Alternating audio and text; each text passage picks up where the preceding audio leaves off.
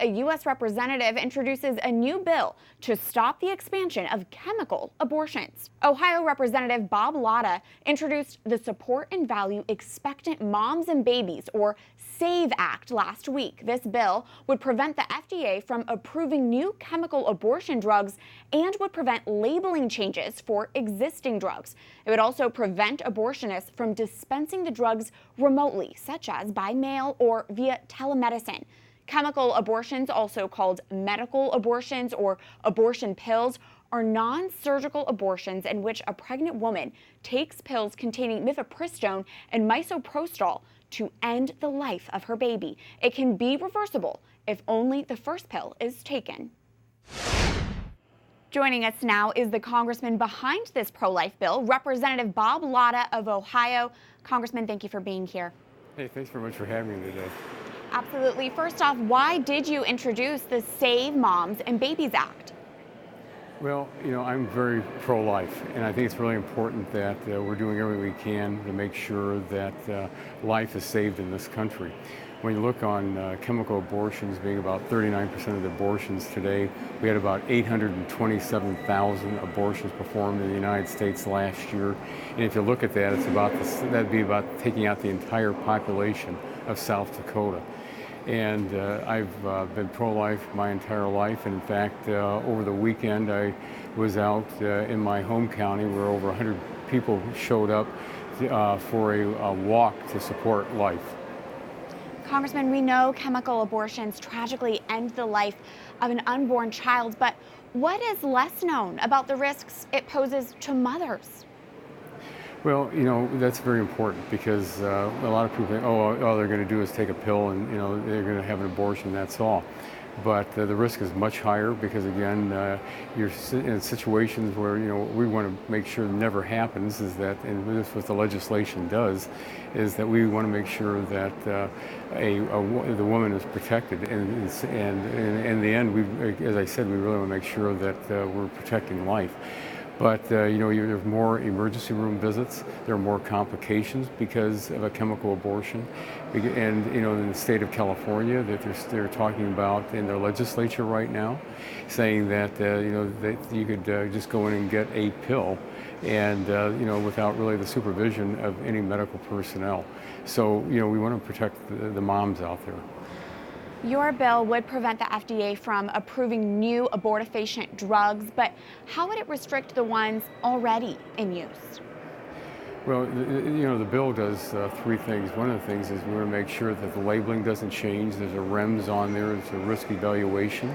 We want to make sure that the REMS is still kept on the abortion drug that's out there, because again, we don't want people to think, it's safe to take these things. And we also want to make sure that who's dispensing these things, it's not done by going online or just having something mailed to you, that there's no medical personnel that are involved in this. And again, you want to make sure that there's medical personnel. And also we want to make sure that under the legislation that the FDA is not approving new chemical abortion drugs out there.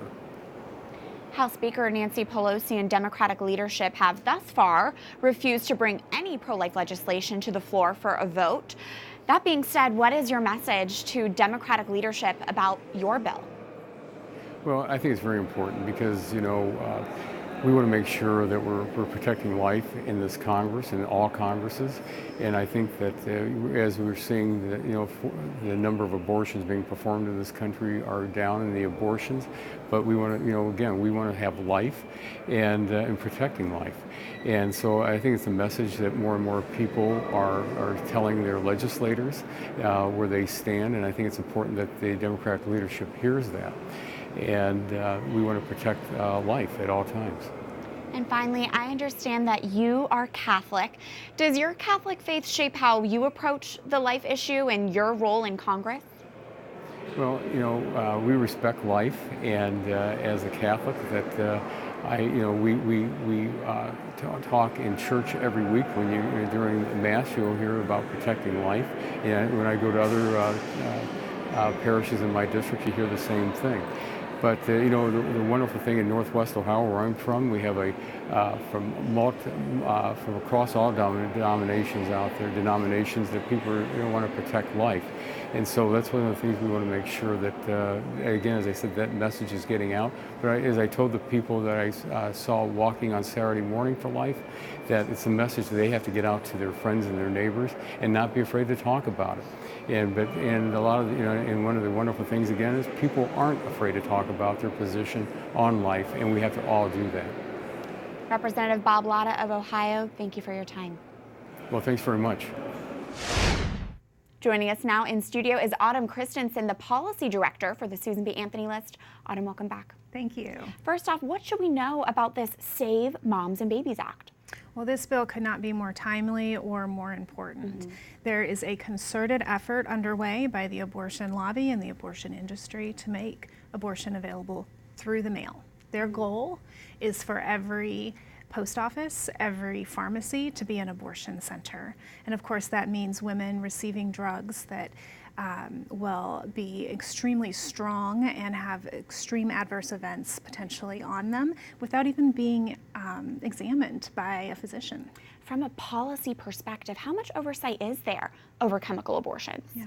Well, currently, under the risk evaluation and mitigation strategy of the FDA, it is required that the pills be dispensed by the physician directly to the patient.